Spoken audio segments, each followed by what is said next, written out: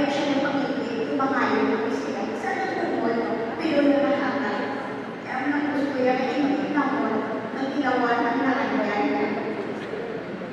But her heart wasn't just about providing the business. She showed her love through giving and giving. Ano siya, way of loving niya is hakat. Iway pa ka na kung inuway, siya ka na siya pala na siya. Why siya tempo sa ako? Hindi na nagpapalipad. Iba na, eh isang weekend, kung may meeting sa mga kapitan, nagwa na siya. Hindi ka na pwede pag-i-fail. In fact, hindi na siya gusto mag-ulat ng tao, ang mga tao sa ina. She was our rock. She taught us resilience, kindness, and how to hold our heads high. Resilience, sa nagyan ako ng speaking up and down, she was there for us. Being kind na siya sa tanan, to the point na nagmunulo na siya. Okay na siya, very kind na siya sa point na may nagkakasiya nga ng pagkilala as medyo. Kaya kung sabi sa akin, kaya may istorya, dapat ako siguro tungkol sa meeting niya ng question, ay, ma'am, classmate, ay, bata, kasi mo, sinansi. Ako, classmate, ito ka meeting, so, kaya sa ulihin, dapat na, siguranin mo sa bangko, kung manapay, ang dami ng 20,000. Tapos ano, ay, kita ko na classmate mo ako na, kasi wala man, kasi pangalan, basta, wala siya sa imo, number sa ako, kay mabayad siya, ay, ang bigpang na yun, nakita na ang mantap kayo ng kung anong bayad, why mo na bayad, yung maraming ang ikaw mo pala, ang iyong mabayad, siya ay siya mabayad, pati ba na yung istoryahan, ganun daw siya sa akong kayo, kita pa tayo, simplitante, na siya kakalanin siya madaga sa mga lulong-lulong na istorya. She was the one who taught me to be forgiving and compassionate. That's why ako wala itutunan, inaaway lang ko. Kaya ako wala ako, pasensya, wala akong kapatol. Kung magpatol ko, gusto niya halay ka, ako nang panis ako. Know your worth, and stand for that. Kung anong tuwal, dito ka, kung nakambalik ka, kung napili na ang bala sa ako. Yet, for all her strength, she had the gentlest heart, and she genuinely cared about people, especially mga nasa sa uma, alam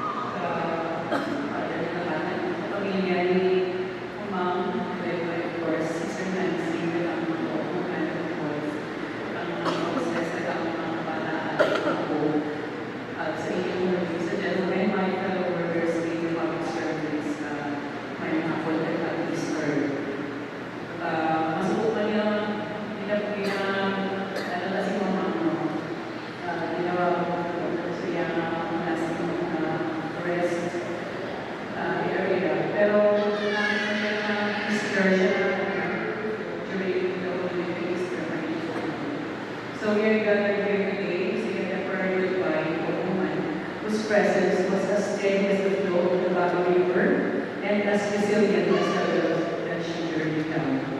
To most, she was a leader, a director, and a champion. To her children, she was the world.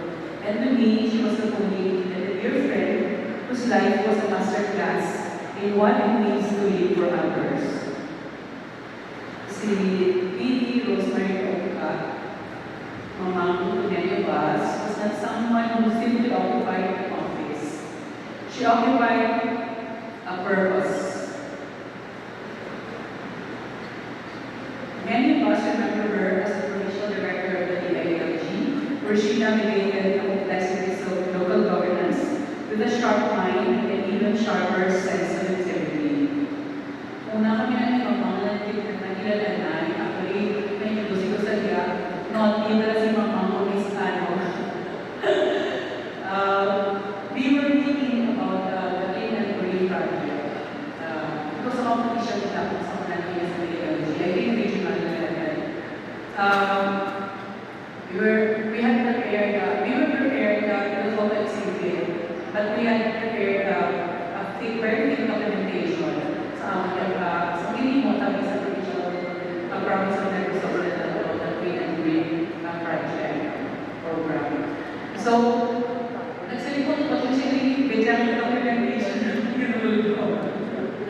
Tapos, wala siyang pakikita din sa ako. Tapos, sa nakita ko na siya, Ma'am, hindi na naman, folder, wala yung guys for you. Di ba lang ako sa Manila, sa DILG, si Kumahaw, kaya ikaw sa dati, kasi for efforts. We won the Clean and Green contest. Actually, we won for 3 consecutive years, and we had a Hall of Fame of the Clean and Green competition. I think it was regional.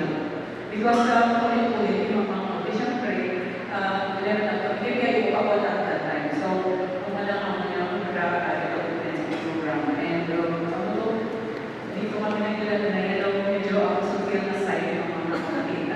But she's very, tandang mali, Mrs. Nancy. Wala na siya ito, pero sa itayo siya ito, pwede ang ito, kailangan tatanangin siya yung pwede. Posible ang tanan. So, before she was Mrs. Nancy, before she was the DILG officer of the Sabato siya. She was the city director that when the winds of change in South Transportation 1988, you against then OIC ko, mga officials, she was made the OIC of OIC Mayor of Bago City. In fact, pinag-ano siya awards of Bago City during the golden year, nalipat ko na year. Sa hindi lang man na lady lang. We were together sa Academy Award as outstanding good siya as an OIC leader in 1988. So, she was provided a steady hand during that great transition. But retirement for Mom Rose was never about slowing down. It was about returning to the roots. She created the halls of the government offices for the right skills of Bago, like ako na Bago. So, the